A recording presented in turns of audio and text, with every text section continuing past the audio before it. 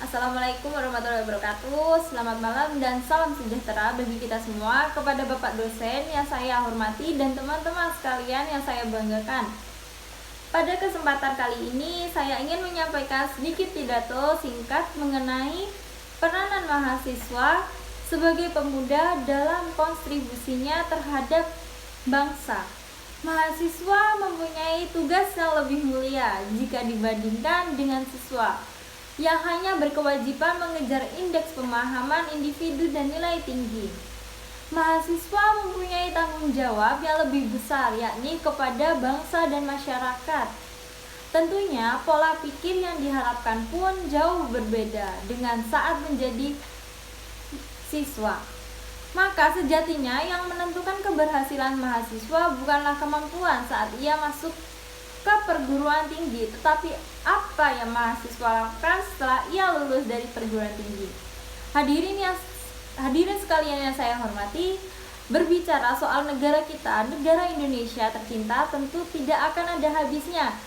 Ini bukan soal kenaifan ataupun besok pedulian, tetapi ini tentang kesadaran. Kesadaran apa yang hanya akan subur jika pemiliknya mau menyuburkannya. Lalu bagaimana peranan seorang mahasiswa? Sebenarnya ada sebab mengapa kita menjadi mahasiswa. Semua pasti sudah tertulis dalam takdir.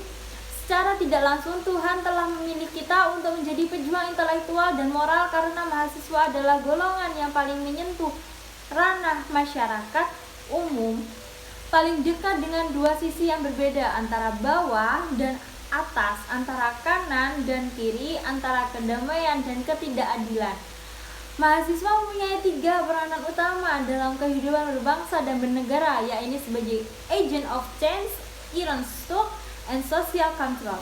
Sebagai agent of change, mahasiswa dipersiapkan untuk membuat perubahan ke arah yang lebih baik, namun dengan tidak melupakan nilai-nilai luhur bangsa dan jiwa Pancasila sebagai dasar fundamental.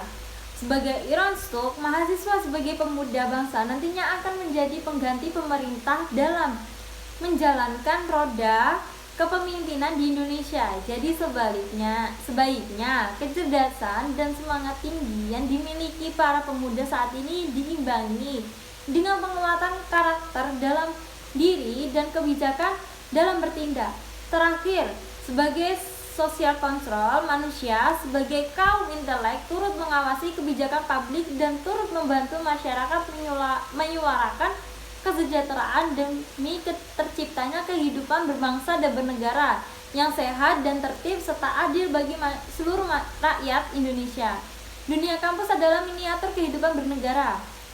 Berbeda dengan dunia sekolah yang hanya berisi kegiatan belajar mengajar, di tingkat perguruan tinggi banyak sekali terselenggara berbagai kegiatan, mulai dari kegiatan internal kampus hingga kegiatan eksternal kampus.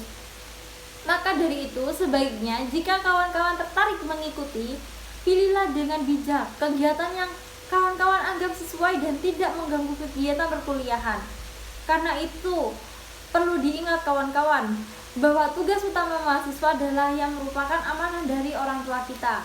Hadirin sekalian yang saya hormati, menyambung peran mahasiswa sebagai pejuang intelektual dan moral, sangat jelas apa tugas kita dan apa misi kita seharusnya, dimana kemudian tugas itulah yang menjadi kontribusi kita terhadap bangsa. Tugas yang pertama, sebagai pejuang intelektual, mahasiswa belajar untuk mengejar ketertinggalan, menambah pengalaman, mencari 1000 alasan untuk berpikir lebih ke depan, mencari jawaban dari setiap permasalahan, dan kemudian memberi solusi untuk penyelesaian sebagai pembuka jalan. Tidak perlu memikirkan betapa sulitnya itu, karena di mana ada kemauan pasti ada jalan. Kemudian tugas yang kedua adalah sebagai pejuang moral. Saat belajar dan tahu tentang sebuah kebenaran, sebagai pemuda yang cenderung mempunyai sikap lebih kritis dan ideologis, sudah seharusnya ada pergerakan moral dalam pergerakan pembelajaran kita. Moral bukan hanya kita harus berkata jujur, bukan, berperilaku yang baik dan lain-lain, tapi bagaimana kita menyikapi yang benar-benar kita harus peduli atau memiliki arti lebih penting dibandingkan hal yang lainnya. Tentunya kita kita harus berkorban dengan mengambil resiko. Dan yang terpenting, kita yakin bahwa tidak ada perbuatan baik yang sia-sia. Sebagai kalangan yang paling dekat dengan masyarakat, sudah pasti kita memiliki peranan pembawa pesan moral bagi masyarakat. Begitu juga kepada pemerintah. Sebagai mahasiswa yang kritis, kita juga mesti membawa pesan moral. Sebagai pejuang moral, tentu tanggung jawabannya pada pengaplikasian sehari-hari, bagaimana seorang mahasiswa bersikap dan menanggapi persoalan dengan tenang namun tetap kritis, bagaimana seorang mahasiswa tidak diam ketika melihat penyimpangan dan ketimpangan keadilan, di mana ada rasa memiliki sebuah bangsa, mencintai dan menghargai.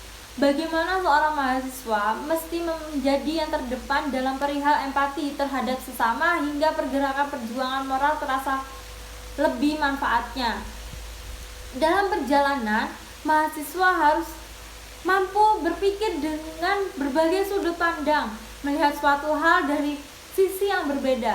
Kita harus sesekali bisa menyisakan waktu untuk otak dan hati kita berembuk, meresapi apa yang sedang terjadi hari ini, esok, ataupun lusa. Memikirkan apa yang tidak hal tersentuh oleh masyarakat umumnya. Memikirkan apa yang harus dilakukan sebagai bagian dari anak negeri. Kita bisa memulai dari diri kita sendiri dengan membangkitkan benih-benih empati, menyuburkan ladang simpati di hati kita. Lalu memikirkan apakah ini sudah benar atau masih menyimpang, dan membuat mimpi untuk masa depan sebagai wujud penolakan dari penyimpangan yang terjadi masa kini.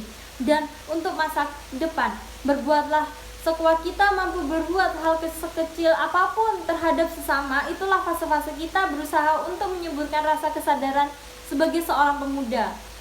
Sebelum mengakhiri pidato ini, saya ingin mengatakan kepada kita semua untuk merenungkan peranan kita sebagai mahasiswa yang seharusnya kita sadari.